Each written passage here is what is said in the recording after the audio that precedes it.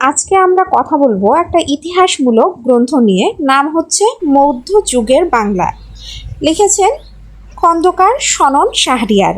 এখানে বখতিয়ার খলজি থেকে সিরাজউদ্দৌলা পর্যন্ত বিভিন্ন ঘটনা বর্ণনা করা হয়েছে।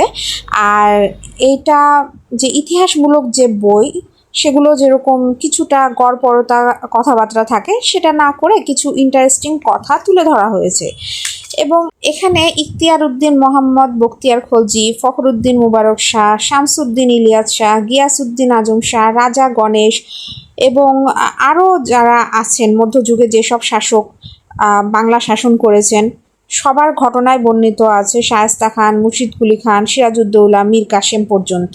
আবার এই বিভিন্ন ইতিহাস বর্ণনা করার মাঝে মাঝে কিছু ইন্টারেস্টিং ঘটনাও তুলে ধরা হয়েছে, যে মুহাম্মদ বিন তুগলক মাছ ভাজা খাওয়ার বায়না ধরেছিলেন, যদিও তার পেট খারাপ ছিল দেখে হেকিমরা নিষেধ করে, কিন্তু তিনি মাছ ভাজা খাওয়ার জেদ করেন এবং এই মাছ ভাজা খেয়েই তার পেট খারাপ করে এবং সে মারা যায়।